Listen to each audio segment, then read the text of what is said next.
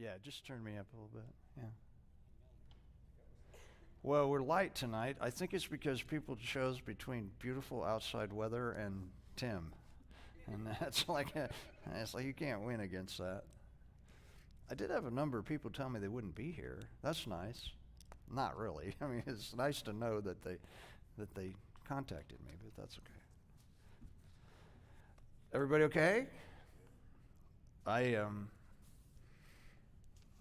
guess I'm all recovered from altitude and children. It was fine. We had a good time, mostly. I will say that I had to go to a play. And there were 3 plays, and my granddaughter was in the second one. And the first one was little kids. And apparently the play was The Lion King, and they were all in animal outfits. There was about 20 of them. And the curtain went up, and the lights came on, and they all froze. And they literally stood there like 5 minutes. Nobody said anything. So these kids are just standing there like this. And then one of them would see their mom and go, "Hi, Mom." And after about 5 minutes of silence, they started some tape, and the kids all started dancing and singing. The song ended. They knew that.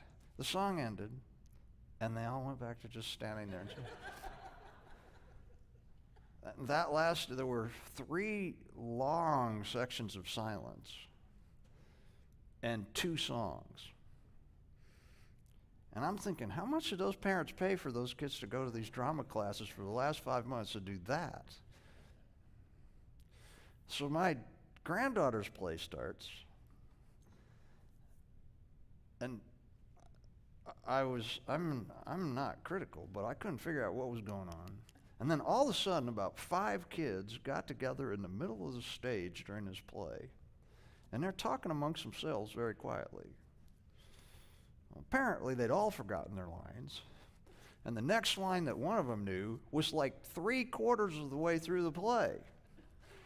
So this girl says this thing, and they all run back to their seats. Well, what had happened was like almost everybody else on stage was in that section of the play that they just eliminated. And then all of a sudden, some kid said something, and then they all came out and bowed. I have no idea what I watched. And my granddaughter, she was sitting off to the side. She's 11, and she's sitting off to the side at a desk because she was the teacher. And she kept going like that. And I couldn't tell whether that was her role in the play, and it wasn't. What she was doing was slapping herself in the head because the rest of the kids in the play were such idiots. Because she knew her lines, apparently, but she never got to say any. And then I thought about my daughter and her husband paying for 5 months of acting training for this to see that too. And guess what? We left after that one, fortunately. So I have no idea. The last one may have been Shakespeare as good as it's ever been performed. They got older as it went along. I've never seen anything like it. It was almost like that LSD trip I never took. If that makes any sense. And of course, we had to get there really early and sit in the second row. Yeah, I don't know. And one other thing, the lady who runs that acting thing had 18 different shows to do. We were there for 3. It was 6 nights of that. I can't even imagine. We clapped really hard when the little tiny ones came out and held their hands and bowed, after 15 minutes of dead silence. I wanted somebody just to yell from the side. Yell the lines out, just yell them out to them so they do them, but anyway. Pardon? The little ones were like 4, 5, and 6. They didn't talk. They just stood there and stared. They looked cute, but it looked like they were all wax figures.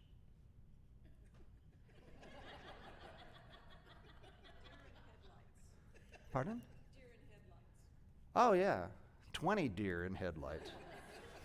They were actually animals of some. They were all in animal costumes. And yeah, and then my granddaughter's was like 4th, 5th, 6th, and 7th graders, something like that.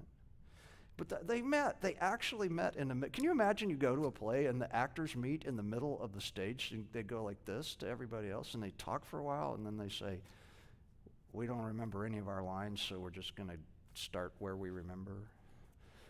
That's what happened. So anyway. A little bit. They talked a little bit, but the play was really short. That was crazy. Anyway, I count that as a victory. I don't know that I was there. So, yeah. We gave our granddaughter flowers. She felt good about it, that she got flowers. And she said, I'm never being in a play with those people again. So, and their dad went. Anyway, we are at verse 35 is where we're headed. I need to give us a little background to jump into that, but let me pray for us, and then we'll get going. Father, I'm thankful for this evening. What a beautiful day, the weather you've given to us this day, and thank you for the opportunity to study your word and to learn from you. I pray that this time will be a blessing to us and to you as we look into your word, Lord. I pray in Jesus' precious name I pray these things. Amen. Okay, the last time we did talk about verse 33 and 34 when the darkness hit the world and then Jesus calling out Eloi, Eloi lama sabachthani. We talked about the possibilities of what that could mean, and that there are two major thoughts. One is that Jesus was quoting a psalm, and that his intention was to quote one line and then speak of the whole meaning of the psalm, which was really about the victory of God, which is completely opposite of the other view, which is that God actually did turn his back on Jesus and abandon him in that moment. And I'm just going to say it straight up. I don't know exactly what happened in that moment to Jesus and in his heart and mind. I do know that what he said, excuse me a little bit, I have a bit of a cough. I don't think that he was just doing this calling out for show, because he was in agony in every way that a man could be in agony, whether God did forsake him or not. For me, as I think about this moment, though, it's really humbling, and I probably mentioned this at the end of the last class, that all that he suffered and all that he went through, even if he was calling out in victory, he still was suffering terribly, and it was suffering that he did on our behalf. And that's just the biggest of issues there. And I'm not surprised either that even this shout that Jesus made at the end was misunderstood by the people there. They weren't really paying attention to him to start with. He had been so, I'd say marginalized is an overused term now, but the people that were around him, they were filled with so much condescension and hatred towards him that nothing he would have said would have really been taken as important, and they missed it. And in verse 35, where it says, and that's what we'll start reading, some of the bystanders misunderstood and thought he was calling for the prophet Elijah. One of them ran and filled a sponge with sour wine, holding it up to him on a reed stick so he could drink. Wait, he said. Let's see whether Elijah comes to take him down. Then Jesus uttered another loud cry and breathed his last, and the curtain in the sanctuary of the temple was torn in two from top to bottom. And when the Roman officer who stood facing him saw how he had died, he exclaimed, "This man truly was the Son of God." And some women were there watching from a distance, including Mary Magdalene, Mary the mother of James the younger, and of Joseph, and Salome. And they'd been followers of Jesus and had cared for him while he was in Galilee, and many other women who had come with him to Jerusalem were also there. I'll stop there. When it says some of the bystanders misunderstood and thought he was calling to the prophet Elijah, so it was who these people are that hear Jesus shouting out this, we aren't told, but we are told that his speech was such, and this is understandable. I mean, can you imagine all that he'd been through, and he's hanging on the cross? I doubt that his speech was exactly perfect. You know, him speaking out in this manner, that he was in agony. There was no way for him to be clear in the things he was saying. He wasn't making a theological statement, if you know what I'm saying. He was, yeah, and it makes sense to me that they misunderstood his Eloi for Eli. There's one thing that I want to tell you about, is that there was, and this is a folk understanding, but there was a general understanding in the Jewish world at the time, because Elijah didn't die, right? He was translated up and he didn't die. The Jews believed that not only was Elijah going to come back as the forerunner to the Messiah, but they also believed that he entered the world from time to time to help people who were in really bad straits. That he was able to be present, maybe not recognized, but the idea was that Elijah helped people in times of great suffering. And now this was a folk tradition, but it was well known in that part of Palestine at the time. The Greek simply says this, it says, and one running filled a sponge. One running filled a sponge. Now, we don't know who the one is either. We don't know who this is. It could be one of two people. And the thing about Elijah is going to come up later when this person who runs with the sponge makes a comment about Elijah and that. And he said, it could have been a bystander who mistook Jesus' words, or it could have been one of the soldiers. It just says one running filled a sponge. So we don't know who it was. Now, what they put on it, it says here, filled a sponge with sour wine. Yeah, that's exactly what it was. It was actually really, really cheap wine. It was a common thirst quencher.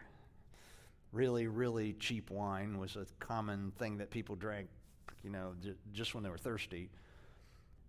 And if it was a bystander, it could have been an attempt to show compassion. It could have been. It could have been somebody who... Now here's a problem. The Roman soldiers tended, when they crucified people, to keep everybody back a certain distance. And so if they were going to let somebody who was a bystander come up to Jesus and give him this wine, then they had to trust them that they weren't going to come up and try to take him, try to grab him and pull him off the cross. Does that make sense? Now, I know that sounds weird to say that, but, people can get really worked up in emotional moments, and he wasn't that high off the ground anyway. We do know from John in chapter, 19, I think, that Jesus said somewhere in this process, I thirst. And that sounds like it's kind of the same time frame. Mark doesn't talk about it, but the description of the two moments sounds somewhat similar. And again, if it was a bystander, it was most likely was done out of some kind of pity, though it could have also been somebody who just was going to shove it in his face later, and we'll see that possible. But now if it was a soldier, that could have been done for one of two reasons. One was because they pitied him and wanted to give him some of this sour wine. Or it could have been that if they kept him drinking stuff it prolonged his life and prolonged his suffering? We don't know. We don't know. We don't know who it was. It's just a weird moment. The other thing they say that he held it up to him on a reed stick, which means that he couldn't reach Jesus' mouth with just a sponge, which also means that Jesus was a little higher than they normally crucified people, because normally they could just grab him like this. Does that make sense? You know what I'm saying? It's like they were just right here. Their faces were right here. They were only up high enough so that their feet didn't touch the ground. Whatever, Jesus was taller. And it never really says that he drank it. It just says that he was offered it. I don't know. I don't know. It's just a weird moment. But then this person, whoever they were, now, I'm going to say this about it. If it was a soldier, it meant he knew Aramaic, because he's about to say something related to what Jesus said earlier, and he would have had to understand it. Also, if it was a soldier, he would have had to know about the traditional mythology about Elijah showing up to help people when they're in great suffering. Because the person who holds it up says, wait. When he doesn't actually say wait. I want to make sure I let you know that. It's in the Greek, there's no wait in there. Let me read it just says, he says, leave. As in, leave him alone. He says, leave. Now, whoever this person is, they have one of two emotions going on. Either they're going, leave him alone, let's just see whether Elijah comes to take him down. Because, see, Jesus thinking he's calling out for Elijah, is calling out for something to happen that everybody has some sort of understanding in their traditional thinking about it that might happen, because Elijah does come and help people when they're suffering. Jesus is really suffering, so they think he's calling out for Elijah because everybody thinks Elijah comes. Does this make sense? I don't want to get it too confusing here, but that's part of it. And they could just be going, let's just see if Elijah comes to take him down, because Elijah would not come and take anybody down who wasn't what? Suffering without cause. Someone who was not, Elijah wouldn't come unless there was an injustice that he needed to right by coming and helping someone. Or it could be a feeling of like this, like, let's leave him alone and let's see if Elijah does come and answer him. Like, they're with him. Does that make sense? They're with him. It could be one of the two. It's almost impossible for me to imagine that any Roman soldier at that time who had just crucified Jesus would have that kind of a response, that they would even know what he was talking about as it related to their thinking about what Elijah's up to. It could be, because, one of the soldiers could have been like a Samaritan, and he knew enough Aramaic because he lived there, and he knew about this, but I just don't think so. The other thing is this. I am not certain at all that the Roman soldiers would have allowed people who were sympathetic to Jesus that close to him. Does this make sense? This is like the humiliation carries on. I will say this, and this will be important later in the story. The Romans did not allow anyone to show any public grief over a crucified person. You could be arrested for showing a outward grieving at all for someone who had been crucified. And so I can't imagine that they would have allowed sympathetic people to Jesus to come up to him and give him anything to drink that might help him in the moment. My thinking is, and it goes along with what's been happening to Jesus all along, and it makes the story even worse, that what's happening here is this is a bystander that the Romans know is somebody who hates Jesus, or somebody who's against him enough that they're giving him this drink is somewhat of a goad, and he's saying, let's see if Elijah comes and helps you. Because what that does is it just drives the suffering to an even lower point. Even the only person who comes to give him a drink makes him suffer greater, just in his heart. Does that make sense? No, that's not a happy thing. But there's nothing happy about this story. There's nothing happy about what we're told in Mark that happens to Jesus. Let's see. Leave him alone. Let's just see if Elijah comes to take him down. You get the difference? Take him down. That's what I think is going on. I could be wrong. We could all get to heaven, and there's a soldier there who says, I just was feeling something special about Jesus at the moment, and I'd heard that story and just was hoping Elijah was coming and just wanted to make him feel better. But that'll be a surprising conversation. That's all I got to say. Because the story of the crucifixion of Jesus is not filled with too many people who are on his team. Right? So anyway, yeah, this is a seminal moment because it's the last thing that we see happening with Jesus until he dies. Now the other books give us other things, but I'm just thinking that the last moment that Jesus is present is when he's given some cheap vinegar wine and suffers more ridicule to his face. Remember, if somebody comes up to give him wine with a little stick and he's about this much higher, and then the person makes fun of him, he's right there. And he's saying it so the crowd can hear. And enough people hear it that it gets back to whom? Mark, somehow, so that he can write it out. So anyway.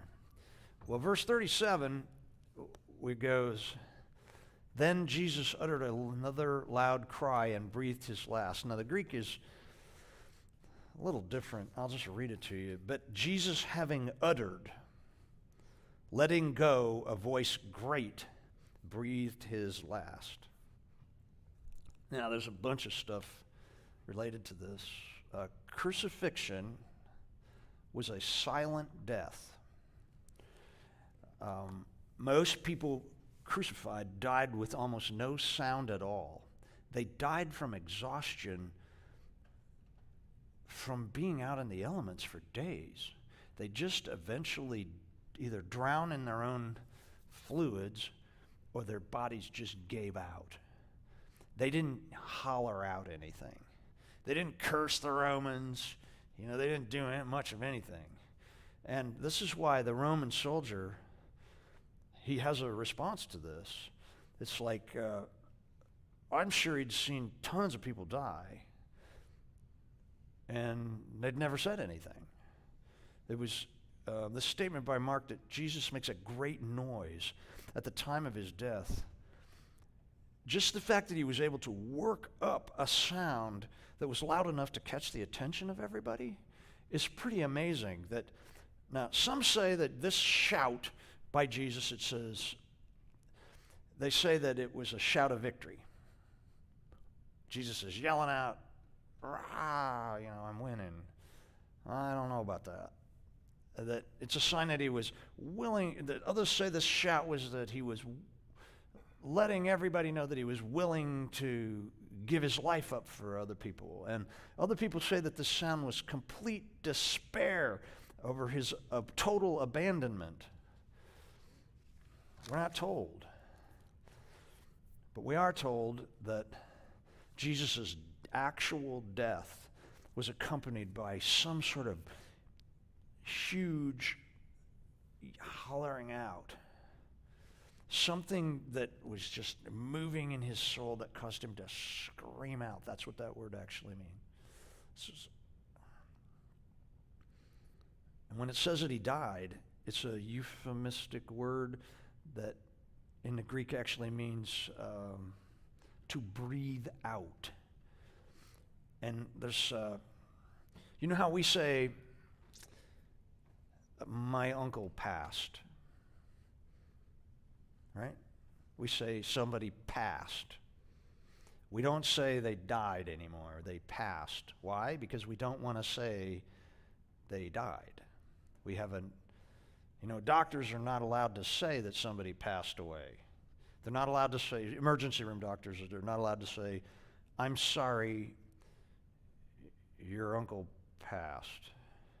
They have to never say, I'm sorry, because they get sued for that. And they have to just say, your uncle died, or your uncle is dead. Well, we always want to soften death because we don't want to deal with it.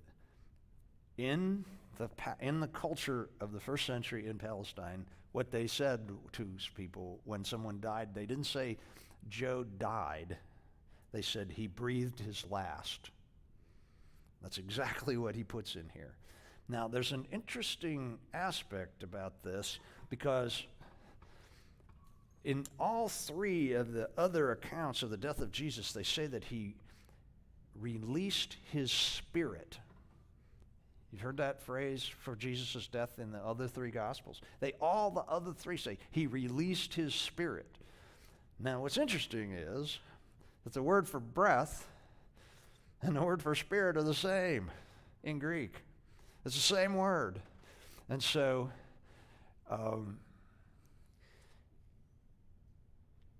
it's all kind of the same. If he breathes his last, or if he releases his spirit in their minds, it's almost the same thing. Because they see having your spirit, you're still breathing. Does this make sense? But the point is this, that there's something volitional about Jesus' death. That he's engaged in the fact that it's time for his life to end, as opposed to that he just hangs up there until it just ekes out of him. And that's what this is all, it's all interesting, because Jesus knew why he was going to the cross. He knew what was going to happen to him when he went there, and then he willed its completion in some manner, in a way that showed that he was still vibrantly connected to what was going on. I just want to make sure that makes sense. This is a big moment. Because if Jesus died because he'd been so overwhelmed by everything that he had absolutely no awareness, nothing to do with anything, it's just a different kind of thing than him saying that it's all done and he's going to cast out his spirit, he's going to breathe his last thing. That just makes it's a different thing. I just want making sure you're following me, because I know this is kind of complicated. Can you put the text back up for me, the whole thing for me, back up? Cindy? Yeah. And he breathed his last. As I said, we'll get to that in a minute. Mark now jumps to an aside related to the moment that Jesus dies. Because remember, Jesus' death, since it is like a moment in time, it's not a slow thing or something you can't quite figure out when it happened or anything like that. Like it's like, boom, he yells out and he dies. And then it says, and the curtain in the sanctuary of the temple was torn in two from top to bottom. All right? I got a lot to tell you about that. Are you okay with that? You okay with that? Because there were two curtains in the temple. The temple had 3 spaces. It had the courtyard for men. Well, it had 4 spaces, actually. 5, really, because it used to have the Gentiles, then the women, then the men, and between the men and the holy place, there was a curtain, and in the holy place is where the priests all went. And then behind the holy place was another curtain, and behind that was the Holy of Holies, and the one priest went back there once a year with a rope tied around his leg to oh, did I just go out there? It sounded like to put blood on the altar for the sins of everybody that they knew they'd committed. Does that make sense? So, you got 2 curtains. And the language here is this curtain in the sanctuary of the temple is singular. It doesn't say that both curtains tore. It just says one. 2 schools. And a lot of people say that it's not the curtain between the Holy of Holies and the priests, but it's the curtain between the people and the priests. Because when it tears open, it says, this is a judgment on the whole Jewish system of sacrifice.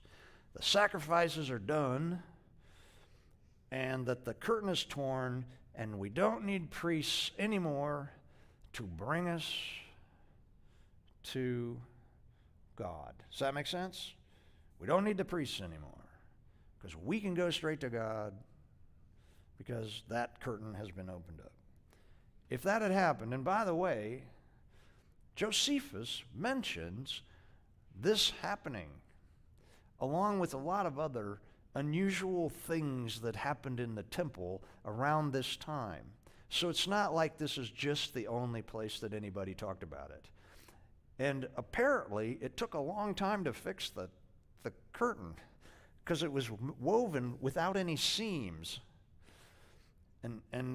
So you see what it's like it was, and top to bottom is like it was ripped up here. By whom? By God. His son dies, and he rips the curtain. So we've got one school that says it's the front one. Almost all evangelicals teach that it's the second one,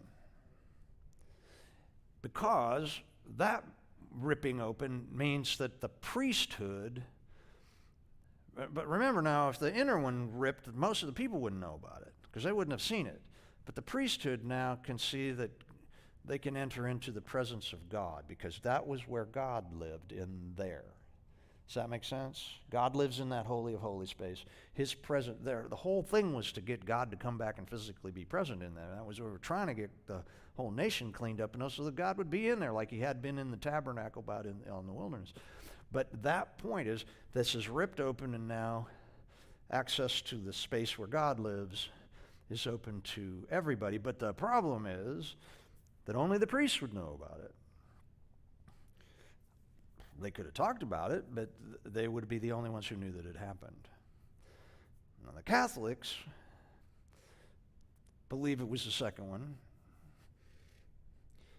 Evangelicals say that it was to let the priests know that they were no longer special in getting access to God, that they were supposed to feel that the system was done, and that Jesus had now made it possible for anybody to go into that space. Now, the Catholics agree to that to a point, but they don't agree that the priesthood is done. They just believe that any priest can now go to God. You see what I'm saying? They believe any priest could now go to God because the priesthood was not destroyed. It was just that there wasn't just one person who could go to God, though they've maintained that there is one person who can speak on behalf of God. But it was interesting to read about it, because they were making a big point about the fact that this did not do away with the priesthood. It did away with, it opened up any priest to going to Jesus made it possible for any priest to go into the presence of God on behalf of the people who didn't even know this was now possible. Does this make sense? Does it make sense? All I know is, and what I was taught all my life was that, because I didn't know there were two curtains until seminary, but I just thought it was one big curtain and that everybody could go in there. But we don't know which curtain it was. Nobody ever says. And nobody ever says both curtains ripped. So, here's what I'm going to do for you. I'm going to give you permission to think it was whichever curtain that makes you the most comfortable, okay? If it was God opening up that space so that mankind broadly could go into the presence of God, that first curtain, great. And if it's a second one to say that we no longer need a special person to take us into the presence of God on our behalf for our sins, which is the reason the guy went in there once a year, I resonate with that. But you know that all of the sacrifices were pretty much for sins that you didn't know you committed. Mistakenly, did them, or they were not for sins that you did they call it sin of the high hand. And those were only forgiven on one day a year when the high priest, or when the person who was chosen to go in and put the blood on the altar did that. And that was when you got those sins forgiven. Now, see, that's why Jesus is called what? The new high priest. And that's why he's called all this. His blood has something to do. All these images that have to do with the forgiveness of sin. They talk about the second curtain being ripped. I'm sort of leaning that way. But I don't know. The truth is, God's presence was not in the Holy of Holies. When the Romans conquered the temple in 70 AD and they broke into there, they were surprised that there wasn't anything in there. There was nothing in there. It was an empty room. What's this about? What's so special? That's why we're still looking for the Ark of the Covenant, because they hid it somewhere. But anyway, is this all making sense? Jesus dies, and God makes a statement. And it must have been widely known, because it's mentioned everywhere, even in Josephus. But then we get the next sentence, which says, when the Roman officer who stood facing him saw how he died, he exclaimed, "This man truly was the Son of God." Now, by the way, in the notes, I have everybody's position and all kinds of Greek things that tell you why they feel that way, okay? So you'll have that. I'm sure you're all just excited to read all that. But anyway, it says, when Mark returns to the cross here with this Roman soldier,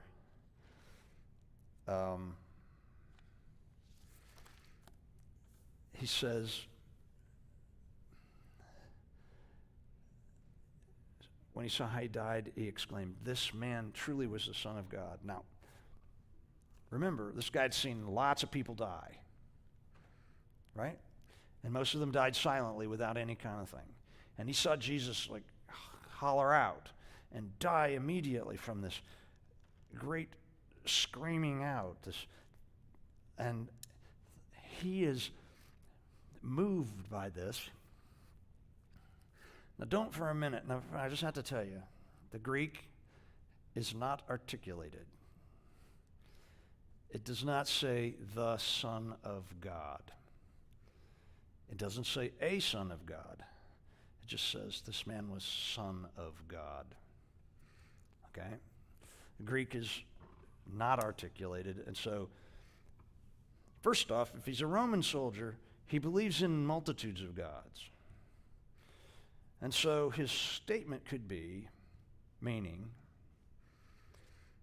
that Jesus was clearly bigger than most human beings and must have been related to one of the gods in some manner, because people don't die this way. It could have been completely bland in its religiousness. In a minute, I'll tell you, I've read numerous accounts that we know his name. Let me look it up.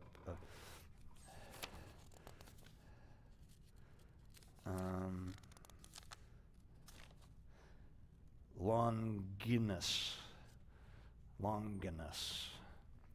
I don't know if that's true or not, but Longinus said this statement.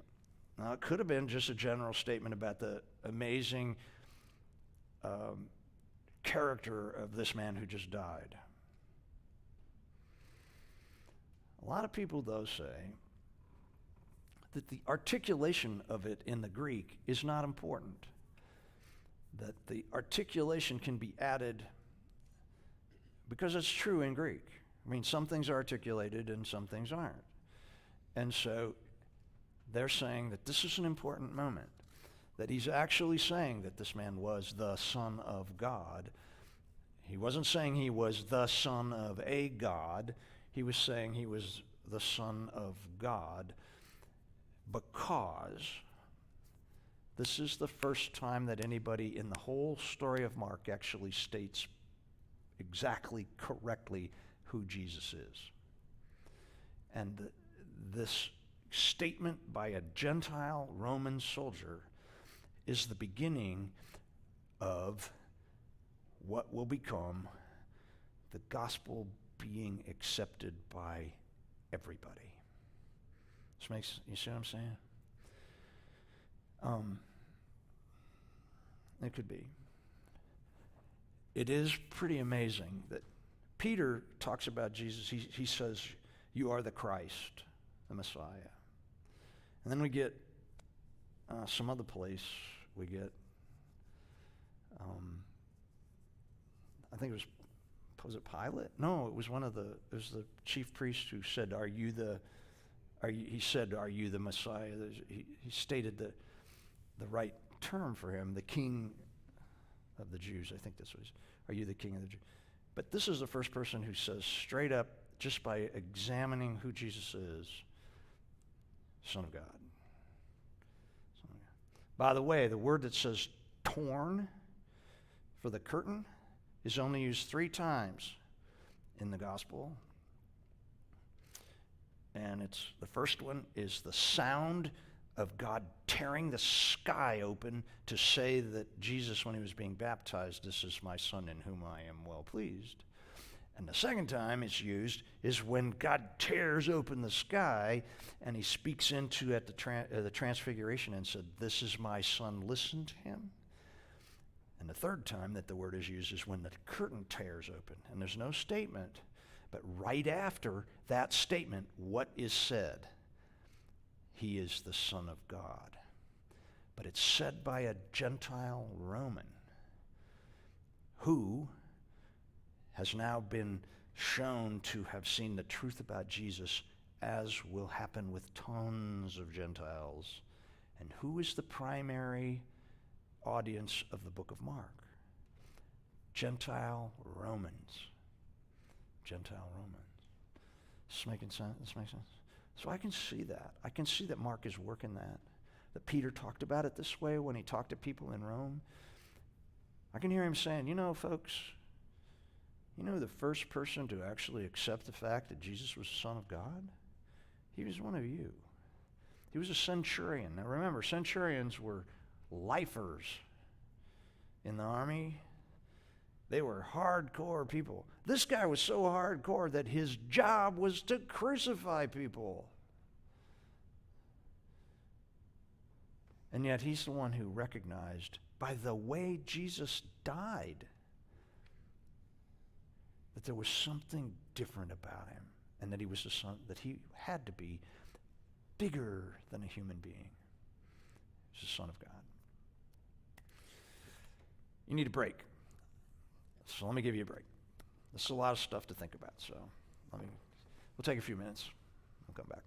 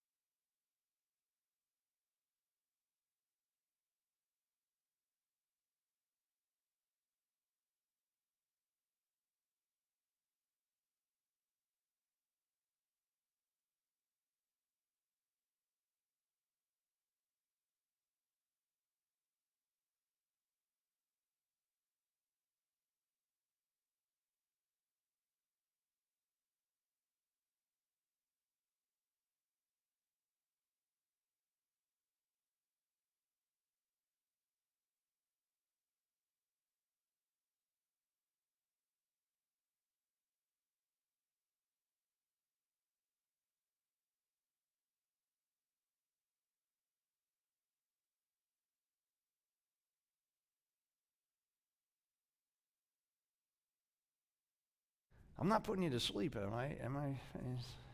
This is, it's hard to not go to sleep on a Tuesday night when it's been so beautiful outside and all that stuff. Okay, I'm going to read we'll read this verse 40. We're going to stop after verse 41, okay? Because that'll be about the right time. And I'll just read it, and then it says, some women were there watching from a distance, including Mary Magdalene, Mary the mother of James the younger, and of Joseph, and Salome. And they had been followers of Jesus and had cared for him when he was in Galilee. Many other women who had come with him to Jerusalem were also there. Now, can I just say that this verse begins with an interesting phrase in the Greek. And I'll read it to you in the Greek, and you'll probably be able to figure out why it's interesting. It goes, now there were also women from afar beholding, and then it goes on, Jesus. And it's a universal agreement that the mention of these women is because it's setting the background for the women who are going to go to the tomb and find out that Jesus has been risen from the dead. But I have to say, we'll talk about that later, but what we have to take note of in the Greek, the opening words infer with the language that is used by Mark in the Greek here that this was an unusual thing that women would be present at all at a crucifixion. Now there were also women there kind of thing is the way that it starts. And to be honest, it was unusual that there would have been women there, particularly without husbands or brothers or uncles or something, with men. Now we do know that John the disciple was with them because Jesus speaks to him from the cross about his mother. We know that, but this would not have been John would not under normal circumstances have been an appropriate man to be with any of these women.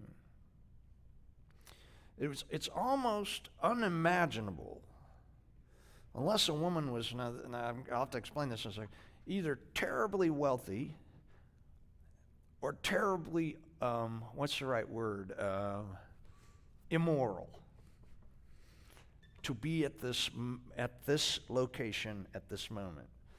Terribly wealthy because terribly wealthy women were the few people in their culture who got to do stuff that they wanted to do without being pressed down by the culture. Just makes, you see what I mean? If you were terribly wealthy, you as a woman, you could do things that no other women could do. We have no record that any of the women that followed Jesus around were terribly wealthy. Now, we do know that Mark's mother was involved, and she was terribly wealthy, but it never says this was Mark's mother. Or they were immoral, and they did things that made it so that people stayed away from them, but there were no men that would want to be seen in public with them. The point of it is, though, that they are there and they're watching from a distance. And the important thing about that is that they were watching. They're watching because these women are going to lead us to the fact that they know where he's buried and they know how to go to the tomb and all that stuff, but they're watching all this stuff. But it's also this whole passage is a very strong positive for Jesus' countercultural relationship with women broadly. What we're given are the names of 3 women. And these 3 women, their naming, having been named, means that they were probably still alive when Mark wrote the gospel. Because as I've told you a number of times, anytime anybody gets named in the gospel, it means you can still go and ask them about it and check up to see if what I've said about it is true. He does not name the other women. We don't know who they are, but these 3 are important because they're going to show up later in the story, and they're going to have a bigger story to tell than that they just were at the cross. You see what I'm saying? They're going to have a bigger story to tell. And now we'll get the names. First, it's Mary Magdalene. Now, let me see if I need to tell you something. Oh, one other thing I just have to say. I think that Mark also names these three women to stand in contrast to the disciples, who are what? Hiding someplace so that they can't be seen. These women are so clearly followers of Jesus, disciples of Jesus, people who are lining up with him and standing with him in the best way they can in a moment, that they're willing to be seen in the presence of the cross. Wow, we have no idea where the disciples are. We don't know where they are. They have run away and they are hiding to what?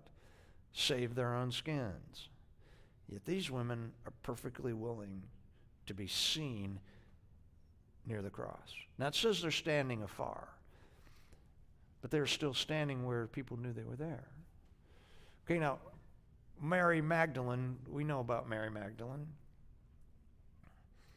One place says she had 7 demons cast out of her. We know that she is a woman who had a questionable past. We know a lot about her. She's probably the best known, well, she is the best known of these women. There's a lot of folklore about her post the Bible stuff. I don't know what to believe about it. You know, she started a nunnery. She, all kinds of stuff like that. Some people think she was Jesus' girlfriend, all this kind of stuff. I don't know. All I know is that she followed Jesus right up to this point.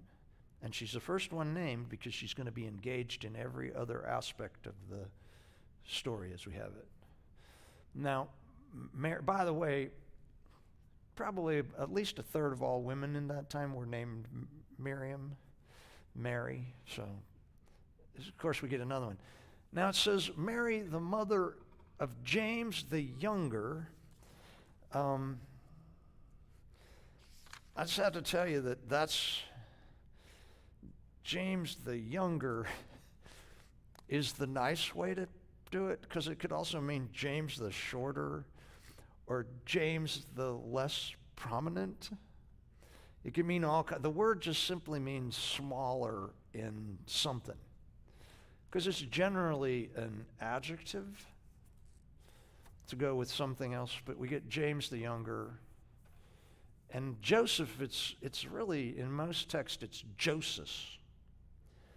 And we don't know exactly who these guys are. Now, in other accounts it says, it just says James, and we don't know if this is this wife of Zebedee. Does that make sense? The disciples, James and John and all this. We don't know. I will say this, with Salome, we have no idea who she was. She's not mentioned anywhere else. Some people say that Mary, the mother of James the Lesser, because we know that Jesus had a brother who was named what? James. And he could have had another brother named Joseph. And they say, well, this has got to be Jesus' mother.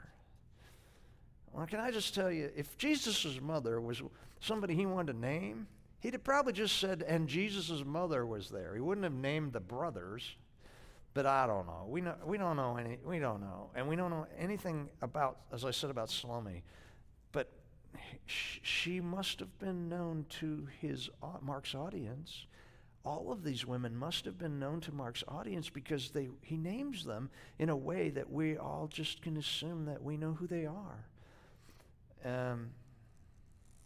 Mark isn't finished with this discussion on women.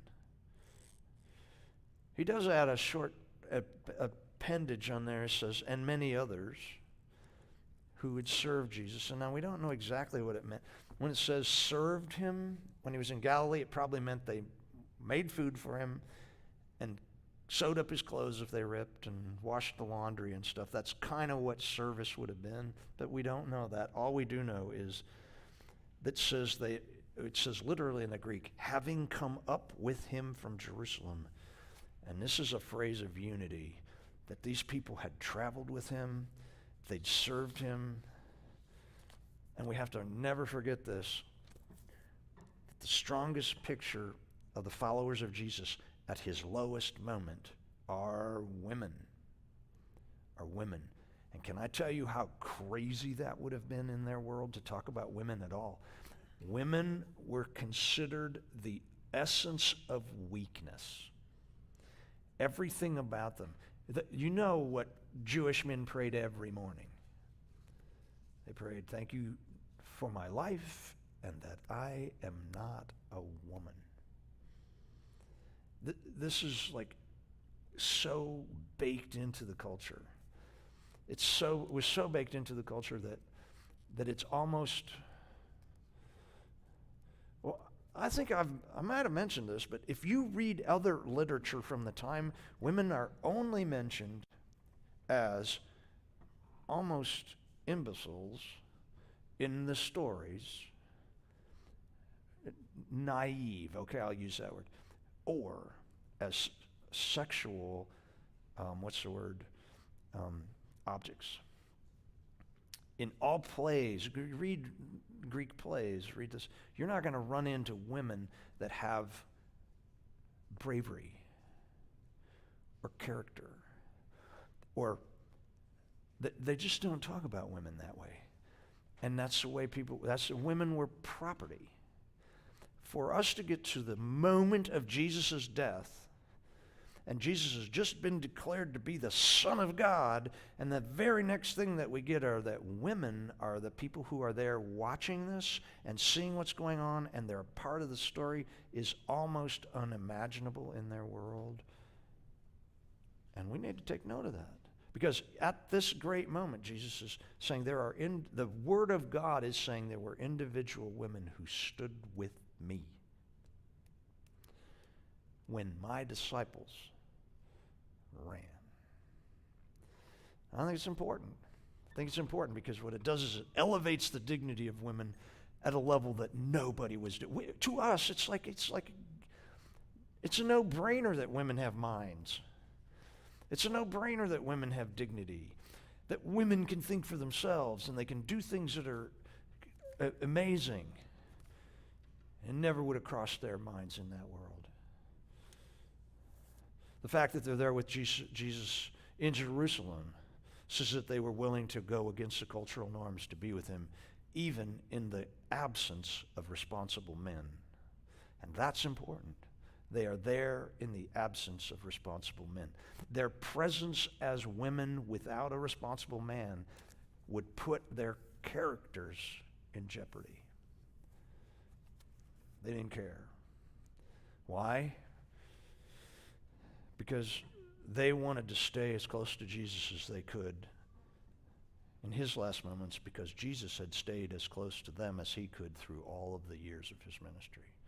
They came with him from Galilee. Think about that. It's a 3-day journey.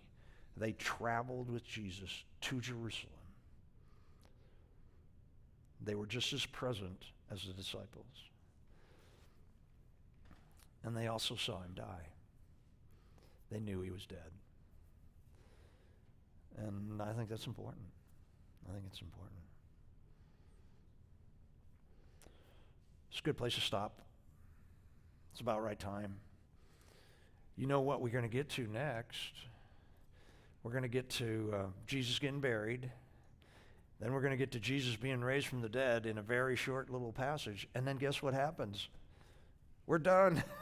After all these years, we're done.